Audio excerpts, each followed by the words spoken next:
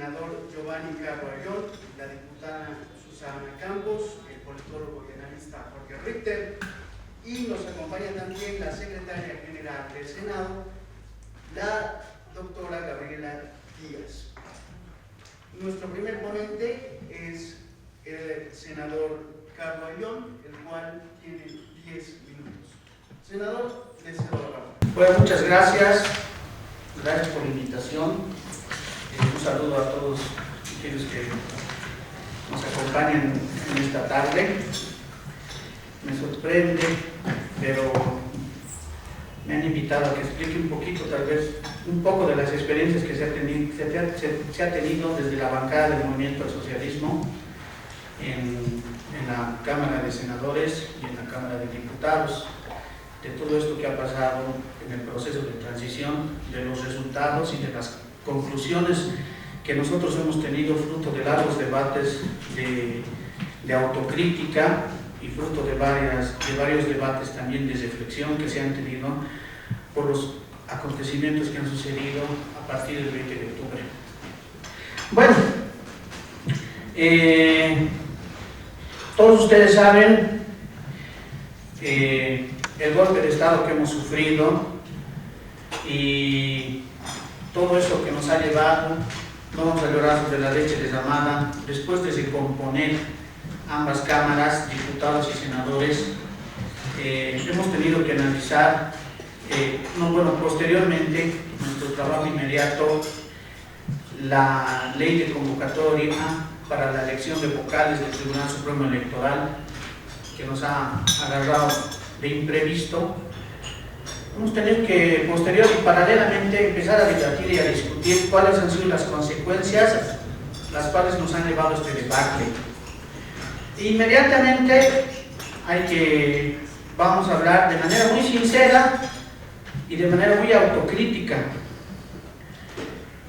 La bancada del Movimiento al Socialismo constantemente tenía reuniones de bancada de análisis político coyuntural.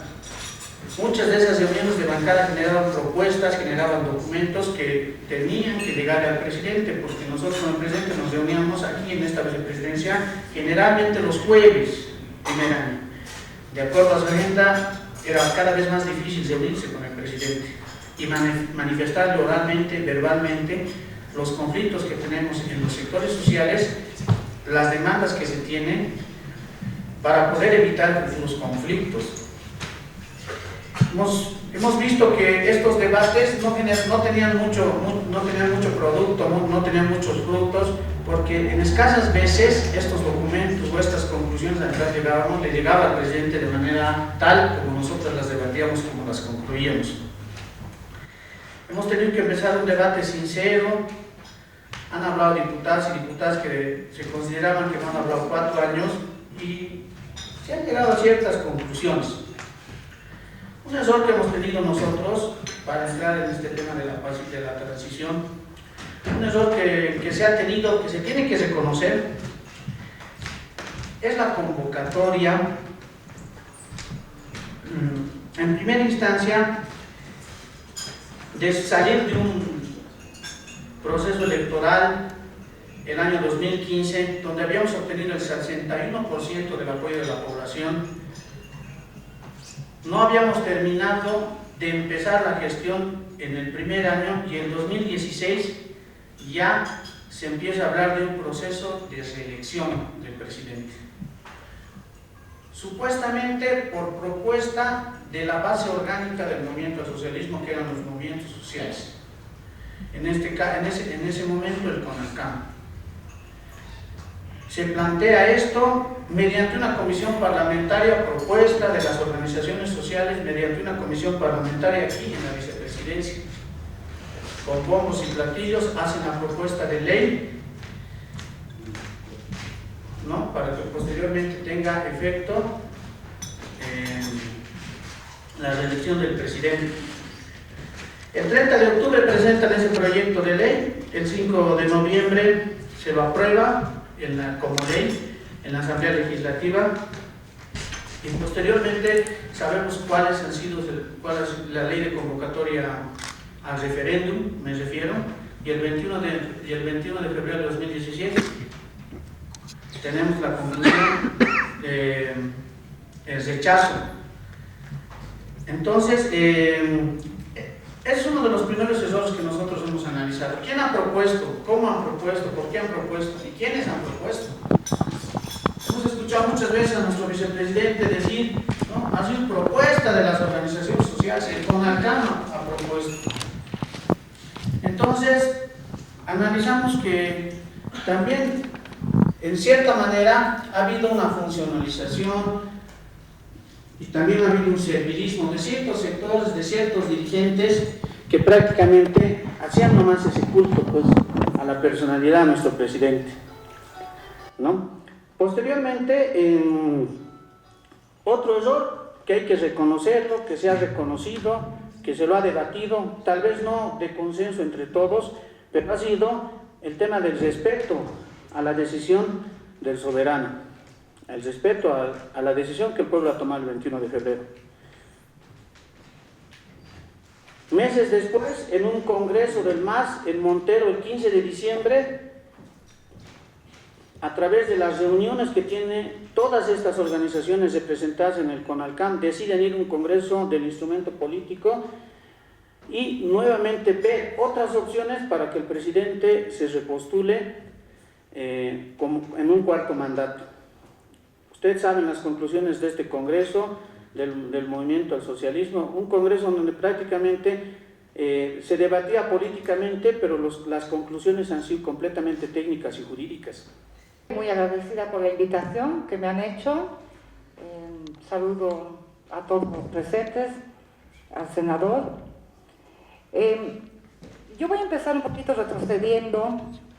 Yo soy diputada, represento al PDC orgánico, a Ruth Quiroga. ¿Por qué digo orgánico? Porque en todas esta coyuntura ha habido en todo este tiempo, en este proceso, también los que han sido también funcionarios de mi partido, al MAS. Lamentablemente es necesario decirlo. Hemos sido presionados mucho a la constituyente. Yo comentaba justamente antes de iniciar, no se compara el proceso constituyente con este proceso de estos 5 años que hemos vivido. Al igual que, como yo también les decía, ambos tenemos heridas, ambos estamos, tanto la oposición como el movimiento al socialismo, tenemos heridas, hasta este momento estamos.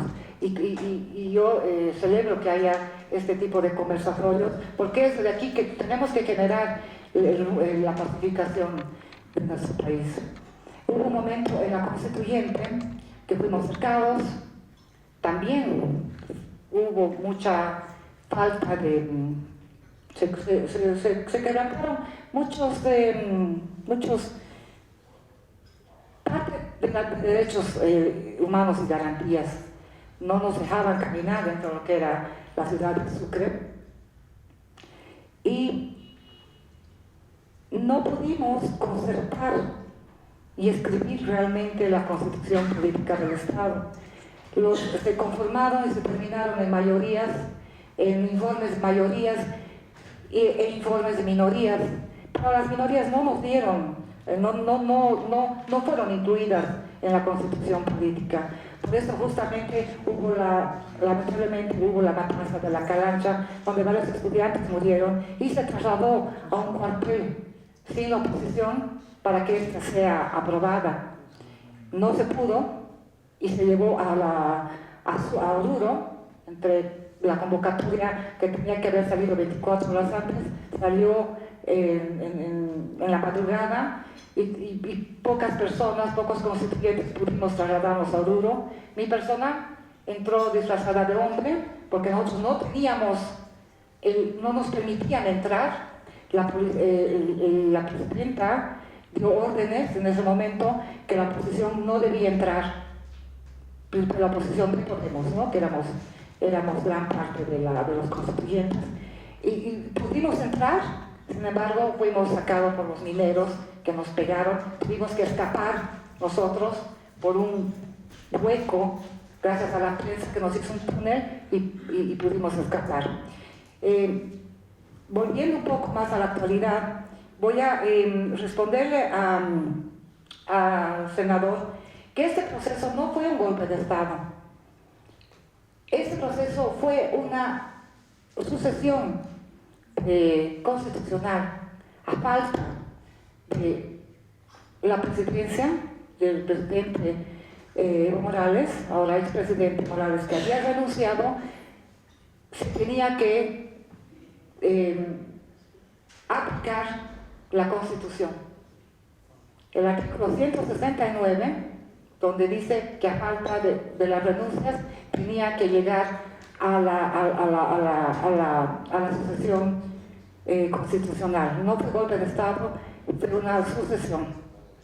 Llegó el momento que llegó, dada la renuncia inclusive del senador Medina Celi, llegó a la sucesión de lo que ahora que es nuestro presidente Yanine Áñez. Fue la resolución 003, donde permitió inclusive que no necesariamente no podía haber una asamblea donde se podía elegir con la mayoría de los 2/3. Esta resolución fue admitida, fue llevada a su interpretación a Sucre, donde el presidente del tribunal dio el visto bueno en sala plena, se reunieron y él dio la respuesta afirmativa que sí, no había prescrito y estaba en vigencia la resolución de la sentencia que otorgaba, que permitía que Yanine Áñez esté de presidente. También rescato las palabras de que por qué ha habido esta conclusión que hemos tenido. Ha habido un 21 de febrero de 2016 donde ha habido un referéndum, donde la población ha votado por el no en su mayoría. ¿Por qué? Porque la población dijo que no quería un tercer mandato, primero, este fue el cuarto, y fue el artículo 168 que la población dijo no. Usted acaba de afirmar que el cuarto mandato iba a ser el 20 de octubre, ¿no? El tercer mandato, o sea, primero fue el 2002, ¿no? Después, el segundo mandato ya fue cuando aprobaron la Constitución, ahí volveremos a hoja cero y ya se volvió a hoja cero, entonces ya hubo su segundo. El tercero fue el 2014. Entonces la gente estaba realmente enfurecida porque se habían robado su voto en 2016 con el 21 de febrero. El 20 de octubre vuelven a robar el voto, principalmente los jóvenes, que era más del 75%, que por primera vez estaban votando. Entonces, eso fue lo que sucedió. La gente salió a las calles. Diputada, tiene 2 minutos.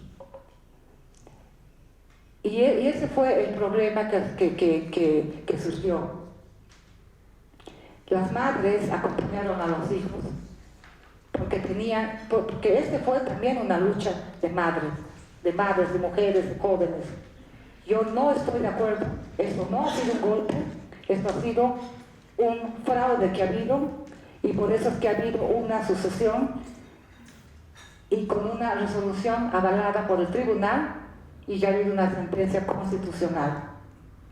Voy a esperar y bueno, en este proceso que estamos pasando muy rápido, porque nosotros tenemos que, la presidenta ha llamado a la pacificación.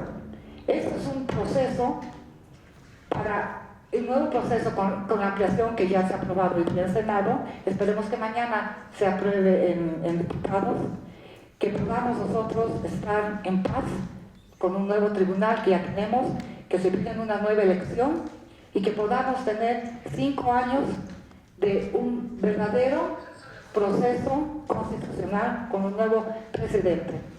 Voy a quedarme ahí.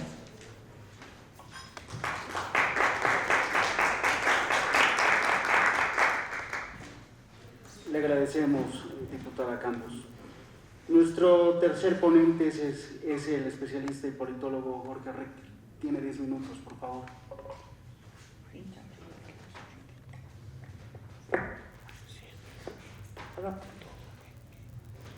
Buenas noches a todos.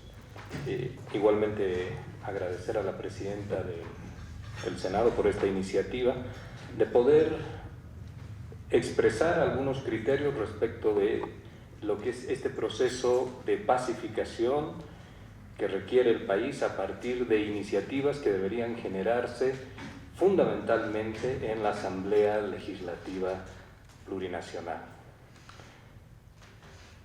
En el año 1988, en el país vecino de Chile, se lleva adelante un plebiscito para poner fin a lo que había sido la dictadura del general Augusto Pinochet. Y se tenía pensado, accedió Pinochet a aquello, porque se tenía pensado que esta era un momento y una instancia donde los resultados económicos y la bonanza que vivía Chile le permitía que pueda obtener una cierta aquiescencia social y un reconocimiento de forma tal de que pueda ganar ese plebiscito. Sin embargo, lo pierde y en el año 90 tiene que dejar la presidencia sin dejar el poder. Retiene poder porque se mantiene durante los próximos 8 años como comandante en jefe de las Fuerzas Armadas de Chile, para que en el año 1998 asuma como senador vitalicio, porque la Constitución de Chile lo señalaba, que era una constitución que ellos mismos habían diseñado, era la Constitución pinochetista. Y entonces gente que había luchado por la democracia en Chile se tenía que ver de pronto sentado al lado de quien había sido un exterminador de los derechos humanos en Chile y una persona que había vulnerado sistemáticamente las instituciones y la democracia en Chile. Y sin embargo, esto que era una ofensa para la democracia termina siendo un esfuerzo y un sacrificio necesario de parte de aquellos asambleístas en función de poder recuperar la fortaleza constitucional de Chile y reencauzar el país por la vía democrática. Así también en el año 2017 tenemos que las FARC realizan su primer congreso, ya no como guerrilla, sino como un partido político, manteniendo la sigla porque se avecinaba un proceso electoral en el que ellos tienen una escasa votación, pero mantienen los 5 legisladores que los acuerdos de paz les habían conferido por los siguientes próximos 8 años. Para aquellos que habían sido demócratas y luchadores de la democracia, se tenían que sentar al lado con quienes habían vulnerado el Estado de Derecho con secuestros, con muerte durante más de 30 años en Colombia. Y este también era un esfuerzo por la pacificación, por la democracia y por reencauzar las libertades y asegurar la vigencia plena del Estado de Derecho y de la Constitución en Colombia. ¿Esto qué quiere decir? Que se requieren hacer esfuerzos para poder construir la paz. Se ha hablado mucho este tiempo que en Bolivia ya estamos tranquilos. Esto ha sido expresado textualmente por un ministro. Y hay que señalar que la tranquilidad no es conceptualmente igual que pacificación, que expresa significantes que son distintos, porque se puede tener un país tranquilo sin haber iniciado un proceso de pacificación, porque la tranquilidad se presenta ante la sociedad bajo diversas formas. Estas formas pueden ser autoritarismo, estas formas pueden ser abuso de poder, estas formas pueden ser miedo, estas formas pueden ser avasallamientos. Entonces hay una apariencia de tranquilidad sin haber conseguido la paz.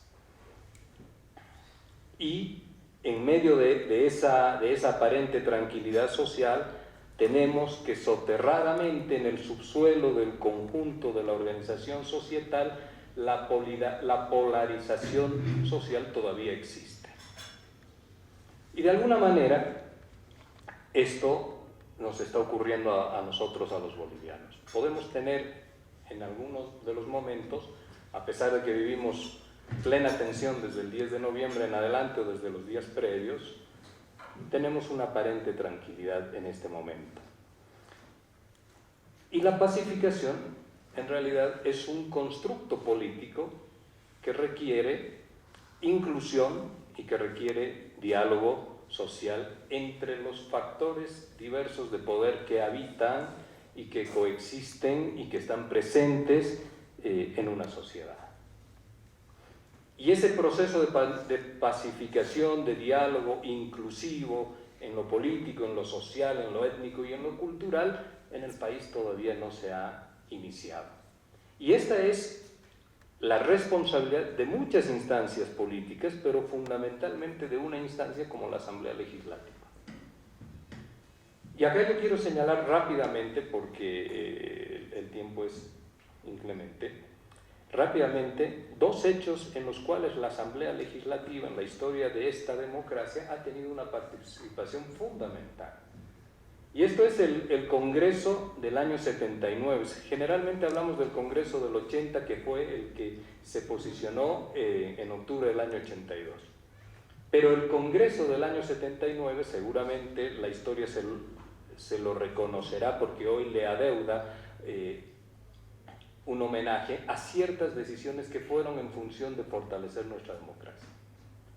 Y el Congreso del 79, después del golpe de Estado del general Pereda Asbun en el 78 y de David Padilla Arancibia en noviembre del 78, para que sea él quien convoca a mediados de año del 79 a elecciones, en agosto del 79 a elecciones, donde el MNR y la UDP, el MNR Paz Tensoro y la UDP, se empantanan en los resultados numéricos por la distribución de votos que se da, donde el MNR gana en 7 ciudades, en 7 departamentos, y la UDP en 2, que fue Cochabamba y La Paz. Pero ese caudal de votos de La Paz llevaba a que tenga una cantidad de parlamentarios, una cantidad de votos muy importante, pero no así de parlamentarios. Y los 79 parlamentarios que se requerían para poder ser elegidos en el Parlamento, porque era una prerrogativa del Parlamento la elección del presidente, no fueron alcanzados por ninguna fuerza. 76 fue la mejor votación que logró el doctor Siles. Y ahí la Asamblea trabajó un diálogo y la construcción de consensos, porque el escenario y el contexto que se tenía era de posibilidades de golpe de Estado, de apronte de las Fuerzas Armadas para poder volver a tomar el poder. Y en ese sentido, la Asamblea logra un consenso que hace presidente por un año, a través de una ley específica, por un año al doctor Walter Guevara Arce. Y el doctor Walter Guevara Arce inicia de esta forma su mandato para que el 1 de noviembre del año 79 Natush Bush golpea el país y nos sume a los bolivianos en 16 días de terror, de muerte, de sangre que todos conocemos.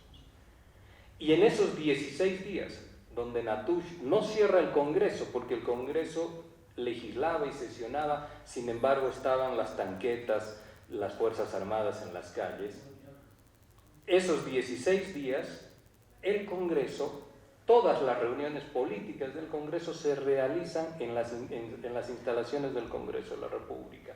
Y ahí se logra nuevamente activar el diálogo, negociar con las Fuerzas Armadas, y se rechazan dos formas de gobierno que proponía el gobierno militar, que era la conformación de un triunvirato de la COP, el Congreso y las Fuerzas Armadas, que rechaza el Parlamento esa posibilidad. 2 minutos, por favor. Ya. Y una segunda forma, que era un cogobierno, Fuerzas Armadas y Congreso.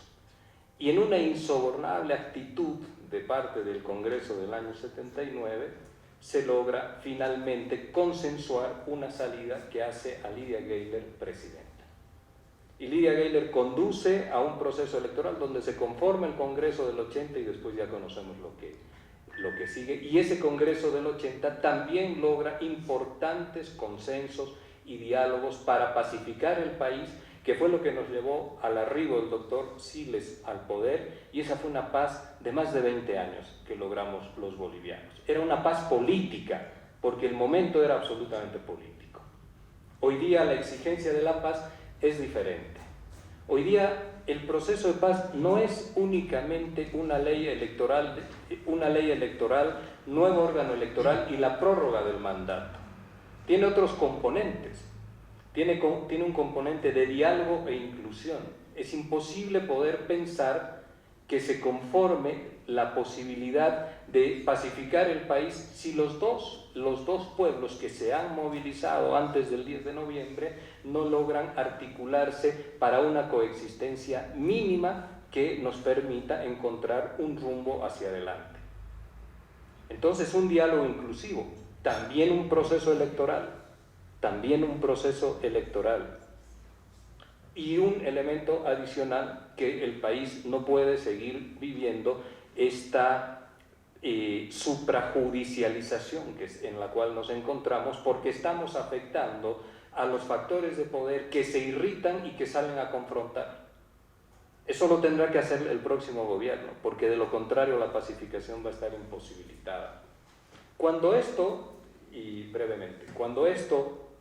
se pueda articular en un diálogo, repito, inclusivo, que tiene responsabilidad en el Parlamento, en la Asamblea Legislativa, donde ustedes tienen que jugar el mismo rol que ha jugado históricamente esta Asamblea, y donde hoy día podemos observar con preocupación que la solución de la pacificación está por fuera de la Asamblea, con otros actores, que no es la Asamblea como actor decidido, fundamental y prioritario en el proceso democrático. Lo que se arriesga el país es tener una cantidad, nuevamente con enfrentamientos, de muertos. Y los muertos, hay que saber que producen insomnio y son fantasmas que persiguen y que no te dejan dormir.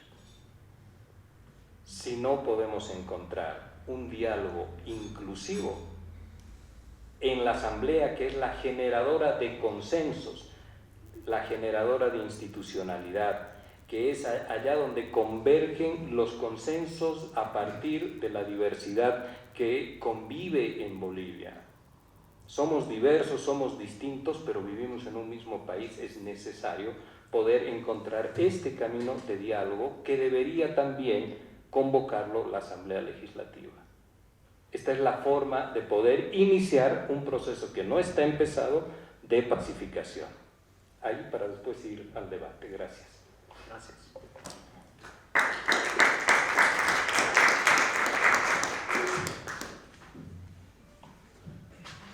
A continuación, nuestra última ponente, la doctora Gabriela Díaz, secretaria general de la Cámara de Senadores. Buenas noches, senador, diputada, a todos los presentes. Yo voy a hablarles un poco más bien de las salidas jurídicas que han sido propuestas desde la Asamblea Legislativa ante la crisis que ha tocado vivir a nuestro país. Difiero un poco en las últimas expresiones de la ponencia que me antecedió, toda vez que tal vez no se exterioriza todo el trabajo que está haciendo la Asamblea Legislativa para conseguir esa pacificación. Yo quería partir hablándoles de las facultades de la Asamblea Legislativa, de la visión que tenemos como Cámara de Senadores desde el 2015, pero creo que es importante primero aclarar ese punto.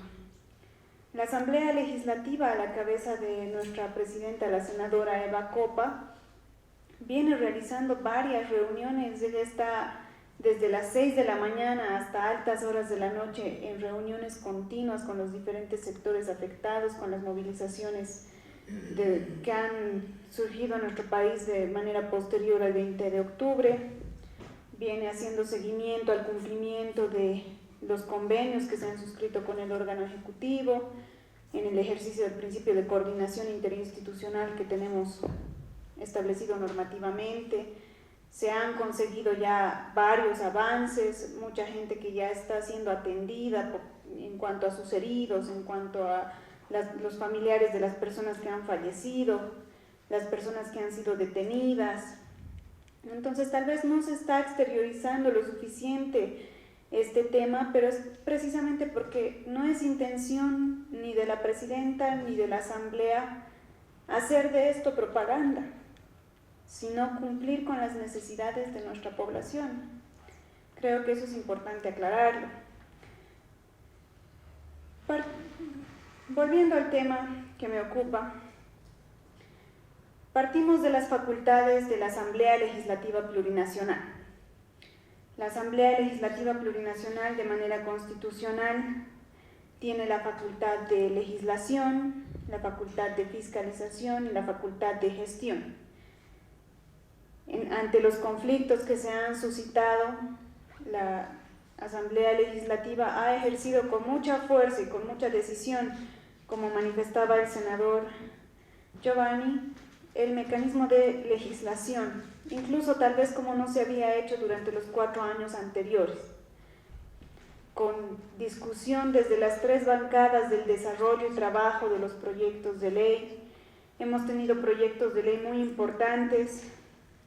El principal, y que se dio en pleno momento de salir de los conflictos, estando con los humos caldeados todavía, con la Plaza Murillo cercada, con dificultades para nuestros asambleístas para ingresar, a poder sesionar, incluso para nosotros como funcionarios era una dificultad cada mañana y cada mediodía tratar de volver a entrar a Plaza Murillo para ejercer nuestras funciones.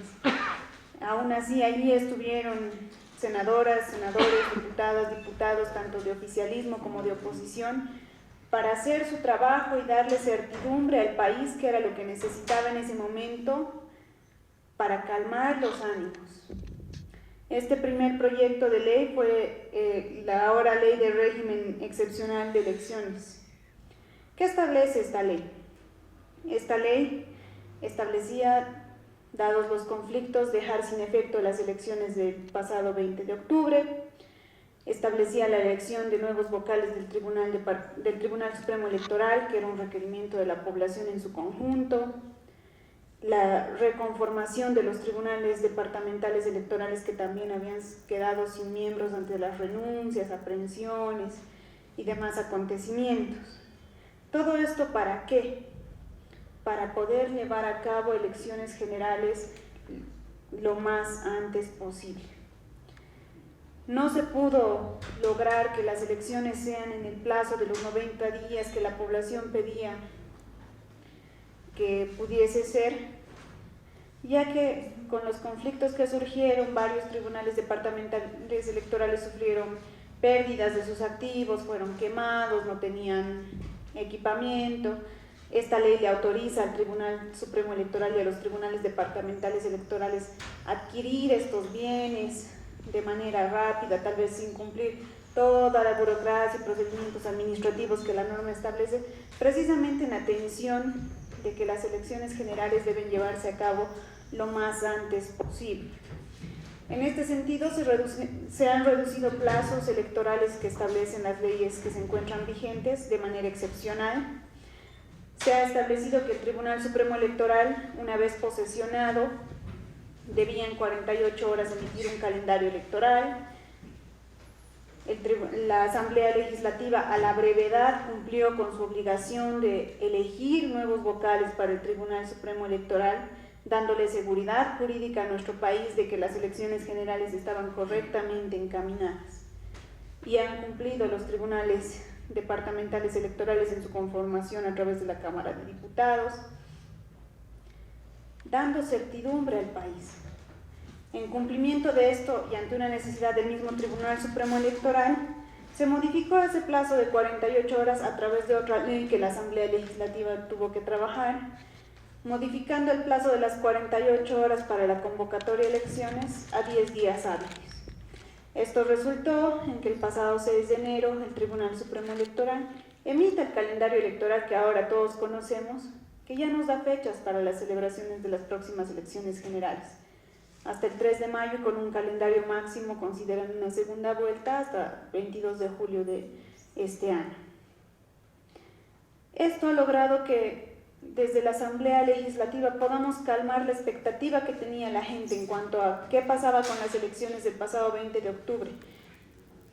¿Qué pasaba si quedaban sin efecto?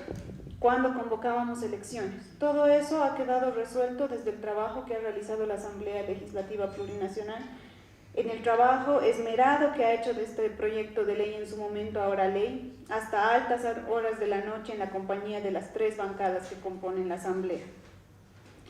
Posterior a ello, se trabajó la tan discutida Ley de Cumplimiento de Derechos Humanos.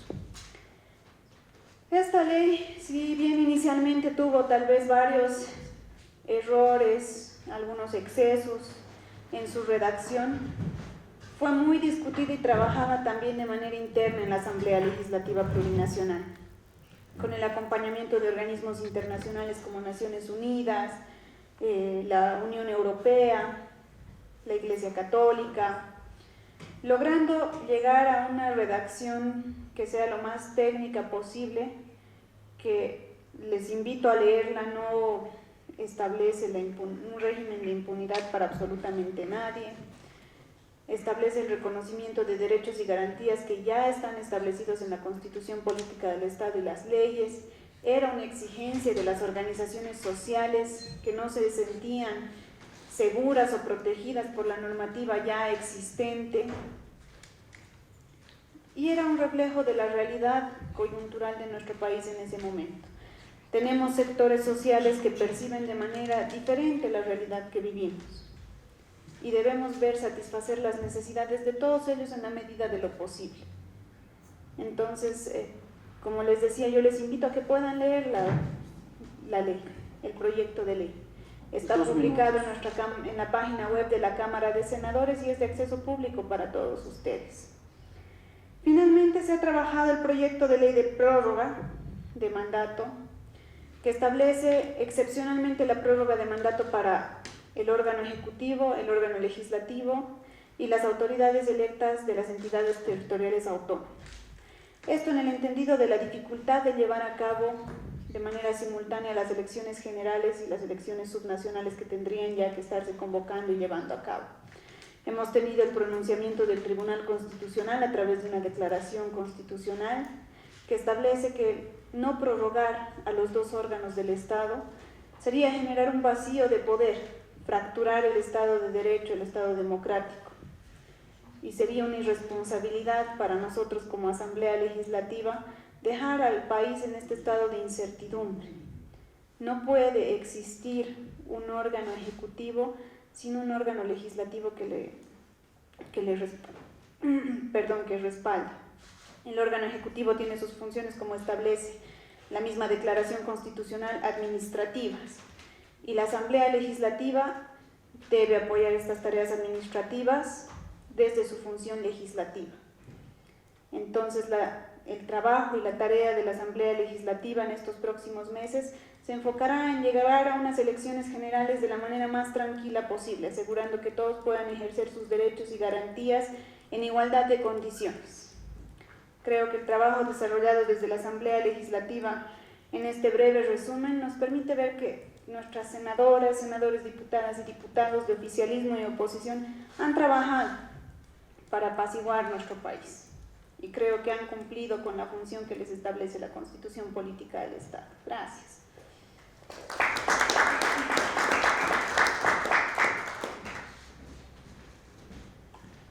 A continuación vamos a empezar una pequeña ronda de 5 preguntas.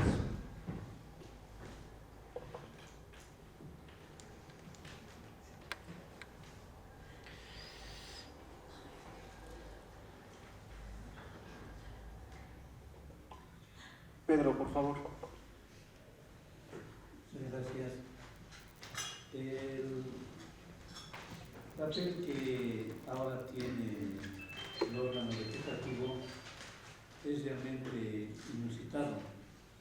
No se lo esperaba, ¿no es cierto? Pero también es revelador y muy importante porque tiene una capacidad de influir mucho en lo que va a pasar en Bolivia.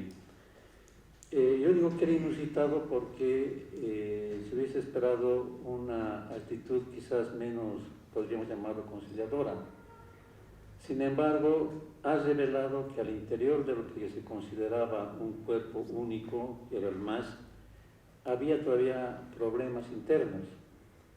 no problemas internos como creo yo los tenían los anteriores partidos tradicionales, sino algo más profundo.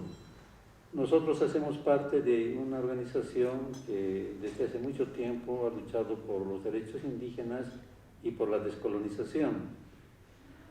Y en un momento, después de 14 años que quizás debería haberse culminado este trabajo, se vio que había incluso en el partido que hizo bandera de esta política estamentos de poder, personas relegadas y personas que estaban arriba. Es lógico entonces que no haya habido grandes transformaciones sociales en este punto de vista. Y los acontecimientos hicieron que aquellas personas que cuya capacidad estaba menoscabada, digamos, por esta estructura, puedan ahora desarrollarse libremente, lo que considero yo muy positivo. ¿No es cierto? Sin embargo, la situación es más compleja, ¿no es cierto? Porque deja una incógnita sobre lo que va a venir después. Nosotros éramos muy críticos en esto de la plurinacionalidad porque en los hechos sabemos no se manifestaba. Muchos de ustedes trabajan en la función pública y pues en la ley estaba que había que saber 2 idiomas, 3 idiomas y nadie hablaba, digamos, los idiomas nativos. Se pasaba cursos, se daba un certificado y el certificado servía como pretexto de que era una burla, ¿no es cierto? Sin embargo, ha habido una reacción política donde hay el peligro de volver a esa interpretación monolítica de lo que es Bolivia, o sea, una cuestión republicana que justamente necesitaba cambiar. Y eso ha sido revelador los primeros días cuando varias personas, especialmente policías, se sacaban las banderas que tenían y la cortaban la huipala y solamente exhibían la bandera boliviana. La reacción de la población fue muy fuerte. La población, creo yo, no salió para defender al MAS, salió a defender porque todavía hay un problema irresuelto de cómo entrar en plano de igualdad, digamos, en un contexto más amplio. Entonces, nosotros estamos ahora en la actitud paradójica de defender la plurinacionalidad porque eso plantea la posibilidad de poder interpretar nuevamente, de poderse plantear y poder solucionar algo que hasta ahora no se ha solucionado. O sea, Bolivia tiene muchas cosas para resolverse. Ahora bien, ¿por qué creemos que es importante la pacificación? Porque contemporáneamente solamente se pueden resolver estos problemas en un ambiente adecuado. Sobre todo en un ambiente adecuado en Bolivia, donde coexistimos varias versiones de lo que es Bolivia. Hay pueblos indígenas, hay mestizos, hay gente que viene de otras variantes. Y Bolivia está hecha de tal manera que si no tenemos una conclusión, una política global, esto, digamos, se va a despedazar y no va a servir absolutamente a nadie. Ahora, en este momento de conflicto, digamos, ¿por qué tiene que haber una pacificación? Porque en este momento de conflicto ni nuestra idea, ni las ideas que son similares, tienen la posibilidad de poder argumentar o poder, digamos, implantar un cambio. Cuando hay violencia es el que tiene las armas el que se impone. Y ya estamos viendo, hay ejercicios conjuntos de la policía y del ejército. Bueno, al venir a este interesante conversatorio, había una especie han trancado el paso de la Montes hasta todo el centro de La Paz. Y bueno, uno se entera que era por un ejercicio conjunto de la policía y los militares con vistas a lo que puede ocurrir el 22 de enero. Esta observación viene al caso porque, si bien es notorio el esfuerzo que ha realizado la Asamblea Legislativa en cuestión de la certidumbre y en cuestión de pacificar el país, esto no necesariamente se refleja en las acciones que toma en cuenta el Ejecutivo. Cuando una persona, y esto hablamos de la gente del común, ve policías, de militares, cuando una persona se entera de noticias de que en lugar de conciliar se va a, de alguna forma, construir una nueva planta de GLP para La Paz, uno de antemano ya cree que no se va a apostar por el diálogo, no se va a apostar por solucionar problemas que vienen a ser más estructurales, sino simplemente se pone parche, se toman medidas al paso, pero de alguna forma se viene a ahondar esa polarización en la que de alguna u otra forma estamos inmiscuidos, ¿no? ¿Y a qué viene este contexto? Que en parte mucho de esto nace a raíz del desconocimiento de una verdad que se expresa, y bien lo ha dicho el analista Jorge Richter, en los muertos. Han habido casi 40 muertos. Y esto, como bien decía Jorge, causa insomnio. No sabemos la verdad, no sabemos lo que ha pasado. Y a raíz de eso se vienen estructurando diversos discursos, relatos, que en lugar de colaborar a la pacificación de la sociedad, simplemente la ahogan. Ahí es el relato de los vándalos, los terroristas. Es mejor construir una planta para la paz porque los salteños tarde o temprano van a atentar contra la planta, van a volver a bloquear. Necesitamos saber la verdad. Somos realmente lo que indican, tenemos armas balísticas, hemos querido asaltar Sencata. ¿De dónde han nacido los muertos? ¿Ha sido un suicidio colectivo? ¿Ha sido las armas de los propios de grupos irregulares?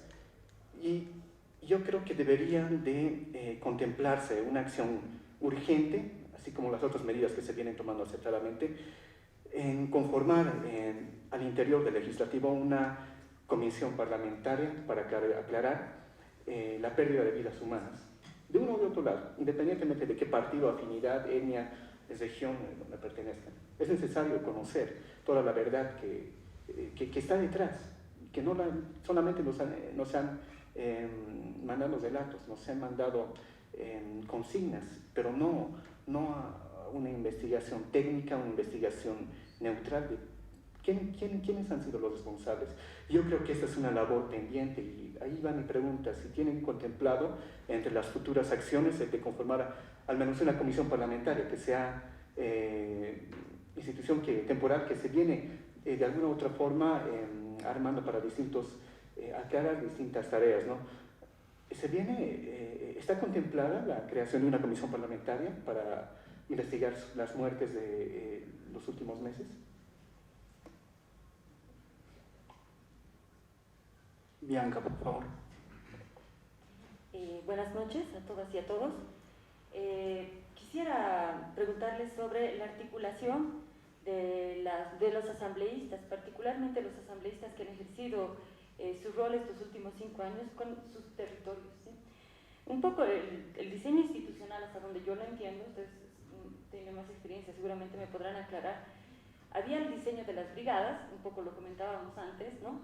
Y además de los suplentes, ¿no? Los suplentes tenían que estar más tiempo en el territorio y supuestamente a partir de la brigada, en la institucionalidad de la Asamblea Legislativa, debería permitir una ida y vuelta de la relación de la Asamblea con la sociedad, ¿no? Y su dinámica.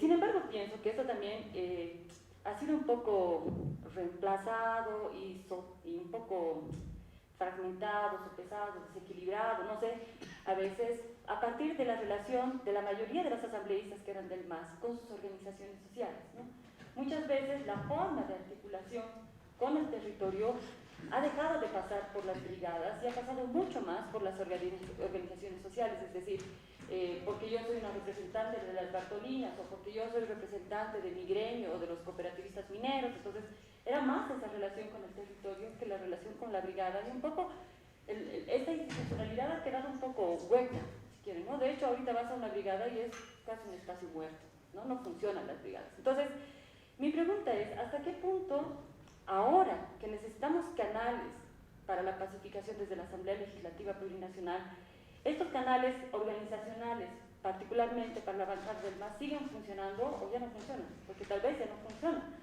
¿Hasta qué punto no sería interesante revitalizar el tema de las brigadas, revitalizar otros sistemas que están dentro de la misma característica de la Asamblea Legislativa para precisamente facilitar los procesos de pacificación? ¿Y por qué digo esto? Porque creo que a veces todo se concentra mucho en la paz del debate parlamentario, pero el conflicto está en todo el país, ¿no? Está distribuido en todo el país y necesitamos la visión nacional que implica la Asamblea y su representación territorial. Entonces, esa es mi pregunta. ¿Hasta qué punto ven que estos canales puedan revitalizarse? ¿Cómo podría articularse esto en términos institucionales? Por motivos de tiempo y una urgencia personal que tiene la diputada Campos, le vamos a dar la palabra para que pueda responder a las preguntas planteadas, por favor. Gracias. Voy a ir por partes, bien rapidito. Gracias por cederme la palabra antes que los demás asistentes. Bien rápido, yo te voy a responder un poco más lo que estamos hablando informalmente sobre la parte de las brigadas. Efectivamente, nosotros somos suplentes. El diputado, el senador es también suplente. Hoy ejerció la titularidad. Todavía no.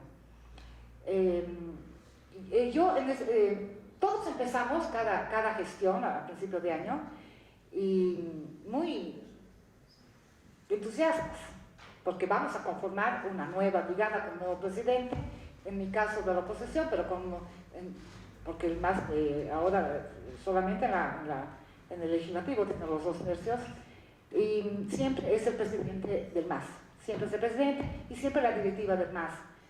Hay un reglamento en brigadas, lo cual nos permite tener la segunda vicepresidencia a la minoría y una secretaría. Jamás ha ocurrido eso, siempre nos dejan con una tercera secretaría, no tenemos un actuar, no tenemos bueno, son cosas administrativas, no tenemos personal, no tenemos derecho a muchas cosas, somos la minoría, no tenemos derecho ni siquiera a gestionar.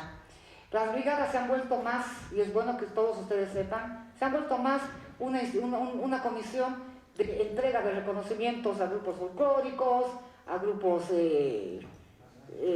a todo lo que es, lamentablemente, a lo que no debería ser, que el reglamento dice que tiene que ser a personalidades departamentales, destacados. Pero bueno, eso es por un lado. Ojalá que funcionaran. Pero claro que depende de cada diputado hacer la gestión correspondiente, ¿verdad?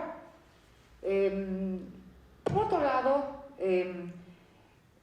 respondiendo un poco más sobre la comisión que sí se debió conformar para averiguar qué es lo que realmente ha pasado, porque las versiones son de uno y del otro lado, hay videos, hay presos porque han sido investigados, como ha mencionado aquí la Secretaría General del Senado, pero yo les puedo comentar también, y es porque tienen que enterarse, nosotros en diputados no hemos tenido ninguna reunión de bancadas, a no ser que hayan tenido, y nosotros los del PDC no sabemos, no hemos participado, no hemos avalado nada, ninguna ley, no nos han sido convocados en diputados, y es bueno que en senadores puede ser que hayan sido, debe haber alguien. No sé, hemos pedido que nos den los nombres también, porque no hemos concertado nada, ¿no? Porque las bancadas tienen que funcionar en tanto de diputados como de senadores. Si en senadores han hecho su trabajo, pero en diputados no lo hemos hecho. Justamente la ley de las ex garantías ahora se llama ley de cumplimiento de derechos humanos. Justamente antes de leer este artículo, este conversatorio debería haber sido antes y haber convocado a las bancadas, yo creo. ¿Por qué? Porque ahora ya creo que no es tarde para conformar una comisión. Sin embargo, hay un artículo donde evita las investigaciones de estas muertes, que solamente da en caso a un dirigente que haya tenido una denuncia, como por ejemplo el que lo ha pescado poniendo dinamita en el puente que ha explotado, que ya está haciendo, creo, con detención, y ha sido, tiene solamente, según esta ley, tiene 24 horas, en 24 horas ya le dan la libertad. Entonces evita la investigación. Ya hay un código penal, como ha dicho, ya está incluido en el código penal. Para mí, realmente esta era en vano. Las garantías que se les da a los heridos también está contempla dentro del código penal. Y como yo les vuelvo a recalcar, no hemos sido convocados a ningún tipo de consenso para haber estudiado, haber debatido la ley. ha sido directamente y ha sido aprobada con los 2/3 que tiene el MAS en la Cámara de Diputados. Y gracias por permitirme la palabra, Jorge. Me quedo ahí. Agradecemos, diputada Campos.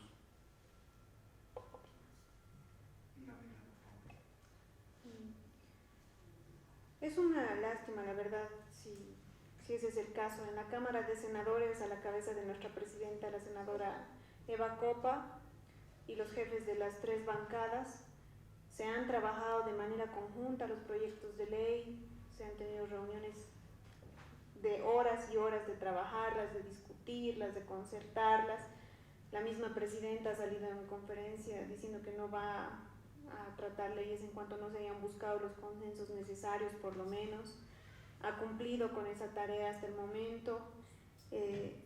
Ya como abogada penalista, me veo obligada a hacer una aclaración técnica, diputada.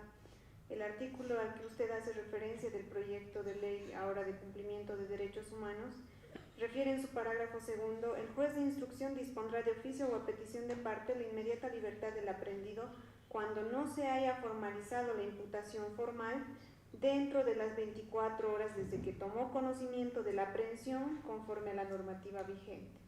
Esto ya está en el Código de Procedimiento Penal, como usted refiere, pero no establece un procedimiento nuevo ni dice que en 24 horas sí o sí tenga que liberarse a una persona, sino que se tiene que cumplir lo que establece el procedimiento penal. Si en 24 horas no hay una imputación formal, debe liberarse un mandamiento de libertad. Si hay una imputación, No va a haber investigación, o sea, tiene que haber una investigación. ya el Código de Procedimiento Penal, claro, pero el Código de Procedimiento Penal que está vigente tiempo atrás ya establece que cuando una persona es aprehendida tiene esa garantía de que no puede ser privada de su libertad más de 24 horas. La investigación puede seguir, pero no puede ser obligado a ser mantenido privado de su libertad, porque si no tiene los mecanismos para ejercer una acción de libertad y demás instrumentos que la ley le franquea. Es lo único que reconoce la Ley de Cumplimiento de Derechos Humanos. No le dice a la autoridad 24 horas y usted lo libera.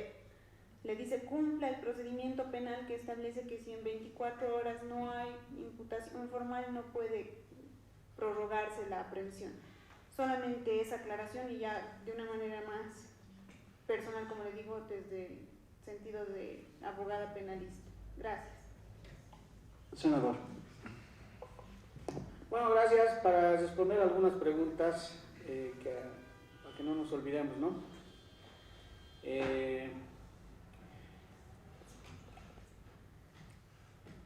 Hace rato hablaban sobre la división o el problema interno que tiene la bancada del MAS. La bancada del MAS no tiene división interna. El tema es que tiene los asambleístas, como todos ciudadanos, muchos ex dirigentes, hombres políticos, tenían 2 visiones diferentes para viabilizar nuestro país en ese escenario de conflicto. Así como tenían 2 visiones diferentes, había también 2 intereses políticos diferentes que tenían 2 sectores de la bancada del movimiento del socialismo. Nosotros lo hemos visto, había un sector que todavía estaba preocupado por el control del poder que le quedaba el MAS en el país. Se fue Evo, ¿qué nos queda? El MAS, los 2/3 de la Asamblea, el primer órgano del Estado. Sin la Asamblea no se puede gobernar. Tenemos que tomar el control de los 2/3 del MAS, pensando que los asambleístas siguen siendo ovejas, pensando que se decía de la Asamblea, de aquellos asambleístas del MAS, que eran unas ovejas que iban a levantar la mano, no. Mientras un sector al cual se le llama radical en el movimiento del socialismo estaba todavía pensando, apenas el Evo se estaba subiendo al avión, cómo mantener, administrar y controlar ese resto del poder que le quedaba al movimiento del socialismo en la Asamblea Legislativa y en el escenario político. Había otro sector, que era la gran mayoría de la Asamblea, que estaba particularmente enfocada y con el objetivo de cómo restituir el Estado de Derecho en nuestro país. 2 objetivos diferentes, 2 visiones diferentes que habían dentro de nuestra bancada, que los hemos debatido, nos hemos confrontado. El objetivo y el camino de cómo controlar o cómo administrar, concentrar, mantener unida el resto de poder que le quedaba a la Asamblea Legislativa en ese escenario coyuntural, apuntaba prácticamente a generar conflicto, a aumentar dimensionadamente el conflicto en nuestro país, a agitar a nuestros sectores sociales, que en su momento tenían una bandera, pues tenían una consigna: 9 muertos en el trópico de Cochabamba. Tenían una consigna para que todavía salir a las calles, magnificar las movilizaciones. Frente al otro objetivo institucional que tenía la gran parte de la Asamblea Legislativa, que era viabilizar el país y sacar al país de este conflicto. Y eso necesariamente pasaba por generar un escenario de paz. Las 4 leyes que hablaba el senador Ortiz, la hemos viabilizado los 2/3 del MAS. Y hemos participado, inmediatamente nos dicen traidores, tienen que saber eso ustedes. ¿Por qué nos han dicho traidores? Porque hemos viabilizado de manera inmediata, porque era una necesidad urgente, no del gobierno, no de los asambleístas, del pueblo boliviano, para darle certeza a la institucionalidad del Estado, que se elijan inmediatamente los tribunos los vocales del Tribunal Supremo Electoral. La secretaria general sabe, compañera, usted sabe, compañera diputada, día y noche, para que se generen de manera transparente los consensos para elegir este Tribunal Supremo Electoral, que daba luces a nuestra sociedad, no al movimiento al socialismo, a nuestra sociedad, que tenemos mañana un futuro, que hay un camino que podemos avanzar en democracia. Y eso lo hemos hecho en consenso con las 3 fuerzas políticas, porque las 3 fuerzas políticas, pese a que la oposición es pequeña en la Asamblea, tiene 2 partidos políticos, el PDC y Unidad Demócrata. En diputados también. Ustedes del PDC, Chile y Franco es jefa de bancada de Unidad Demócrata. Son 3 partidos políticos. ¿Quién está con el PDC diputados? Pero son 3 partidos políticos. Usted, por ejemplo, son 3 partidos políticos. Y todas estas leyes han sido consensuadas con los 3 jefes de bancada, con los jefes de bancada. Nosotros tenemos uno solo, ellos tienen 2, ¿no? En senadores, por ejemplo, es Charmi y demás, de Óscar Ortiz y Menacho. 3 en los 3. En coordinación con las 3 fuerzas políticas se ha generado este tipo de ley y se han elegido a los vocales, a los que han tenido más altos puntajes. Entonces, y así se han ido trabajando este tipo de leyes. Eso para un poquito aclarar, había este conflicto, no hay división en la bancada del MAS. Hay este tipo de conflictos y había 2 visiones: cómo encaminamos, cómo garantizamos la continuidad de nuestro proyecto político en las calles, con muertos, con enfrentamiento, o lo hacemos por la vía democrática, con el voto, eligiendo un nuevo Tribunal Supremo Electoral. Nosotros hemos optado por la vía democrática porque venimos de ahí, porque nosotros ideológicamente, la gran mayoría de esta asamblea viene de este instrumento político, desde las organizaciones sociales, somos de la cultura de la paz. ¿Qué te generaba? ¿Qué rédito político te generaba sacar a nuestros movimientos sociales a enfrentar al ejército y a la policía? Muertos en ambos lados. Y algunos, maquiavélicamente, utilizar esos muertos con objetivos políticos, con objetivos electorales. Y estas visiones lo habían de ambos lados. Hay que ser sinceros. Bueno, hemos optado por ese camino.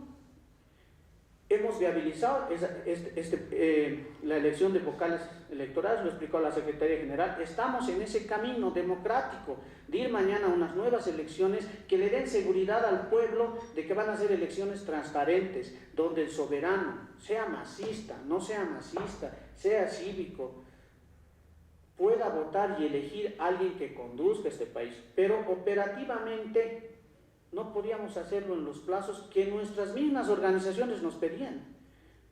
Nos han pedido que hasta el 22 sean las elecciones y al día siguiente se vaya la señora al frente.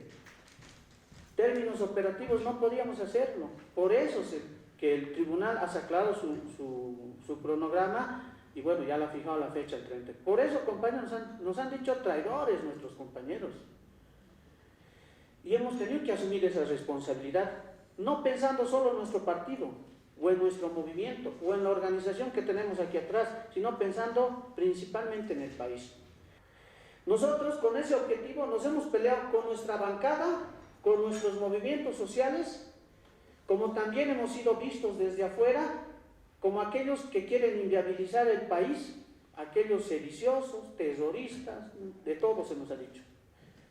No podíamos llegar a nuestras casas, ¿por qué? Porque si no nos los quemaban nuestros compañeros de territorio, porque veníamos desde ahí, desde esa comunidad, desde ese barrio, desde ese pueblo donde hemos sido elegidos, nuestros compañeros, vamos a quemar la casa del diputado traidor. Eran los otros, los cívicos, vamos a quemar la casa del masista. Así se han sentido aquellos diputados y senadores que han tenido el valor, yo digo histórico, en hay veces darle espalda a los caprichos y viabilizar por la vía de la razón. Y en ese camino de la pacificación, que obviamente estamos seguros de que no se ha concretado, hoy día lo han mencionado, han dicho, militares aquí, militares allá, entrando al trópico con militares, no nos parece medida sensata. Tenemos obstáculos. Por un lado, tenemos un obstáculo en el propio movimiento al socialismo. Y hay que ser sinceros, y ustedes tienen que saber, hay sectores radicales en el movimiento al socialismo que están convencidos de que no es viable en este escenario político las elecciones. Este sector que todavía quiere controlar el poder, que ha visto que no lo ha podido hacer porque no soy por el ala democrática, ve que a futuro electoralmente no está bien posicionado ni siquiera dentro del MAS, entonces no le conviene entrar en un escenario electoral en esas condiciones. Entonces hay que derribarlo todo. Para eso, ¿qué hay que hacer? Hay que confrontar, que salgan los compañeros del trópico, que se movilice el alto, que se enfrenten a los militares. Mejor si el Murillo salta a los militares. Necesitamos más muertos para sacar a la Yanine al día siguiente del palacio. Hay sectores que piensan así, compañeros. Ustedes saben que el MAS no es hegemón, no es un bloque de un pensamiento unido. Hay sectores que todavía optan por eso, sectores radicales, mineros, cooperativistas, que piensan que nos han quitado el poder a la fuerza y todavía se puede recuperar el poder a la fuerza. Contra eso también tenemos que luchar los asambleístas. Y un obstáculo es ese, dentro del mismo movimiento al socialismo. Pero otro obstáculo que todavía más grande tenemos es el mismo gobierno. Yo no sé todavía si el gobierno que está ahí al frente está, y ustedes tienen que preguntarse, está con el objetivo de pacificar. A ellos era a quien más les interesaba la pacificación. Pero ¿estará acompañando con sus acciones el proceso de pacificación? Tenemos un ministro de gobierno que todos los días amenaza. Tenemos tenemos nuestra presidenta que se ha comprometido en una mesa parecida a esta frente a todos los sectores sociales del país que han confiado en reunirse con ella en promulgar una ley de garantías, que ahora dice que no va a promulgar, que se ha comprometido en liberar a todos aquellos presos políticos que no estén comprendidos dentro de ese artículo que se ha dicho del Código Penal. Tenemos todavía, y ustedes si no saben, hay presos en institutos militares, hay todavía presos. El informe de la Corte Interamericana de Derechos Humanos lo dice y es evidente. Entonces, cuando el gobierno no nos acompaña, los esfuerzos que estamos haciendo desde la Asamblea, compañeros, para nosotros se nos vuelven un obstáculo. También con estas actitudes de militarizar el país, de entrar al trópico con militares, de entrar salir en el alto con los militares a darnos, generan un espacio de conflicto, de susceptibilidad. Hoy día en la noche se están generando los comités de defensa desde Sacaba, por todas las poblaciones del trópico hasta Yapacaní. ¿Ustedes piensan que el diputado, nuestra diputada concertadora del trópico de Cochabamba va a llegar y les va a decir, no hagan esa reunión, no se defiendan? Esa es la primera que la van a votar. Entonces el gobierno con sus acciones nos hace perder el control de ciertas situaciones que con mucha calma, con muchos compromisos, que más que el gobierno ha asumido la Asamblea Legislativa, muchos avances que hemos tenido con los sectores sociales que ha asumido la Asamblea Legislativa, se vayan nuevamente, retrocedamos. Y lo que más nos preocupa es que retrocedamos en ese escenario electoral. Bueno, por último, En lo político, siempre, yo estoy seguro, la mayoría de la asamblea, de las organizaciones sociales van a optar por el camino de la paz, para evitar la confrontación. Y estamos seguros nosotros con el objetivo político en adelante, porque nosotros pensamos que si en este escenario coyuntural participamos con un buen candidato que genere un buen liderazgo, porque nosotros tenemos partido político, presencia territorial y además tenemos un programa. Mañana en las próximas elecciones vamos a volver a ganar. Pero si esta parte, o tal vez es intencional lo que hace el gobierno, nos viene a generar a que nuestros propios movimientos sociales nos desobedezcan, vayan a bloquear caminos, cerquen ciudades, obviamente es un costo electoral, no para la oposición o para el ahora oficialismo, para nosotros. Entonces yo me quedo ahí. Gracias, senador. Profesor Richter ha pedido la palabra.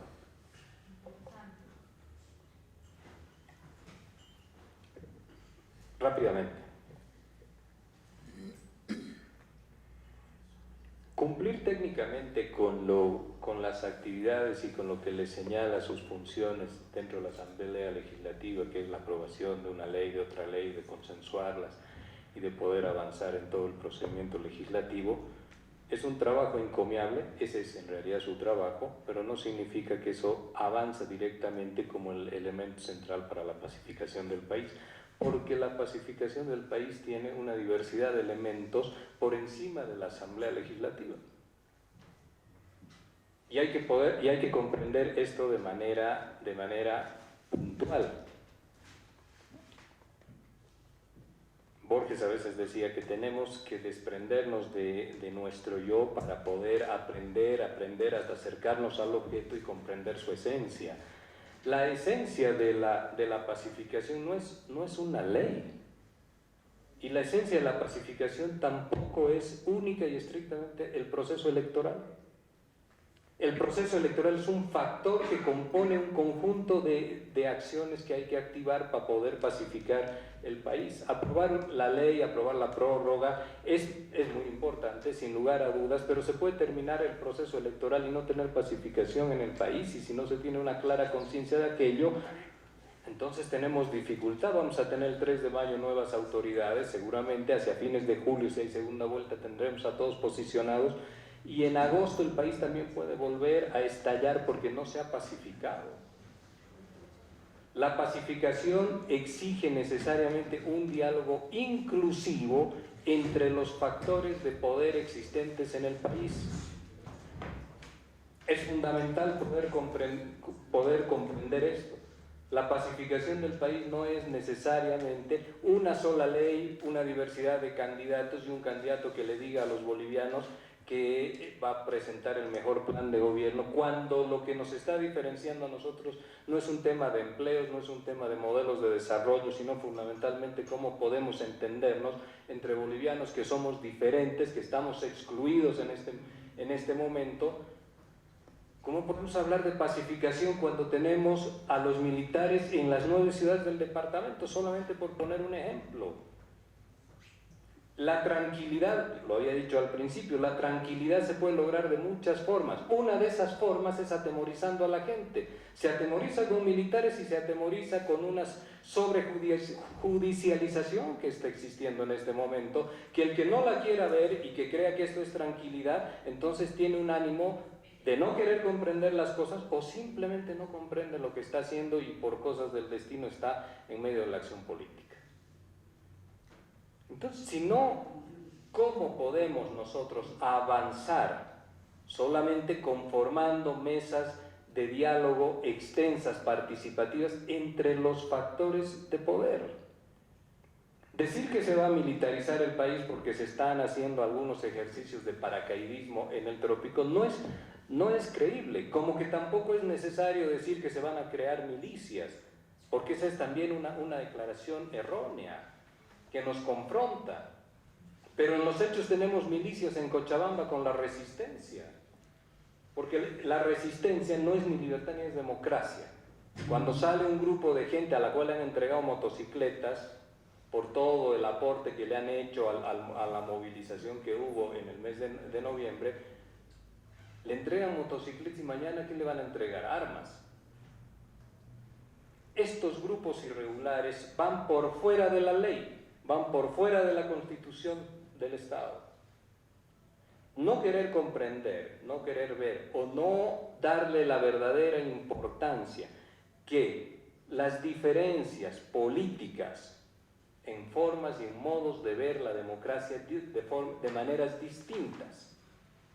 Porque no es lo mismo la democracia liberal, republicana, de la cual ahora hay candidatos que la quieren restaurar y es legítimo, ese es su derecho y los bolivianos verán si lo votan o no, de una democracia plural, participativa, radical, que también tendrá que ir a consideración del voto de los bolivianos, pero son distintas formas de ver y de vivir la democracia y asignan también prioridades distintas en la administración y en el manejo del Estado y del poder.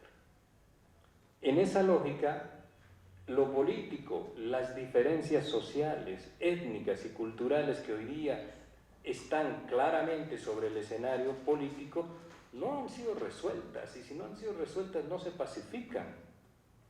Entonces, esto es lo que, además de la Asamblea, el resto de los actores políticos en Bolivia tienen que sentarse a dialogar de forma inmediata. De forma inmediata. No puede ser que cada refriega, no hablo por lo que puede venir, sino por lo que ha habido, 40 muertos ahora, 70 muertos el 2002, el 2003. Entonces no puede ser que insensiblemente, porque seguramente nadie de los que está acá presentes ha perdido un familiar. Entonces una familia que era de 5 personas y hoy día es 4, es muy crítico, pero nosotros no podemos hablar con una insensibilidad como si los muertos, pero ya nos estamos pacificando porque hemos aprobado una ley para encontrar salidas democráticas y constitucionales en este país y encaminar el país por la vía de la Constitución y de la democracia.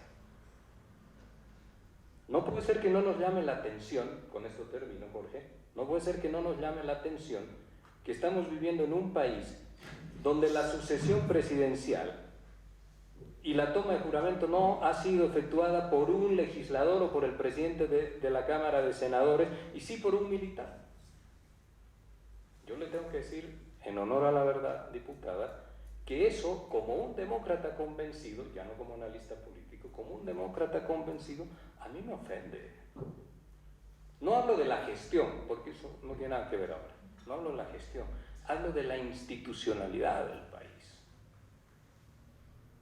En ese sentido, revisen ustedes lo que pasó en el año 79, en el Congreso del 80, el año 82, los acuerdos que ha logrado para pacificar este país y que efectivamente se ha pacificado con el gobierno del doctor Siles, con la renuncia del doctor Siles, que algún día la historia lo reconocerá, para que después, con la democracia pactada, con el acuerdo Paz-Banzer, podamos empezar por el camino de esta democracia que hoy día estamos disfrutando. Entonces esos acuerdos los tienen que generar también ustedes, también el Poder Ejecutivo, también el factor hegemónico que es Evo Morales.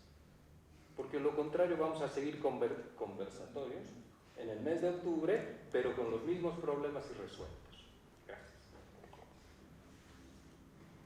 Bueno, lamentablemente el tiempo es nuestro mayor enemigo, pero en este conversatorio hemos podido llegar a la conclusión de que dialogando podemos llegar a redescubrirnos, podemos llegar a saber que del otro lado no tenemos a un enemigo, sino también a un boliviano más, y que simplemente debemos hacer ese pequeño esfuerzo de tratar de escuchar al otro. A nombre de la Presidenta de la Asamblea Legislativa Nacional, espero que nuestra audiencia haya disfrutado de este conversatorio. Muy buenas noches.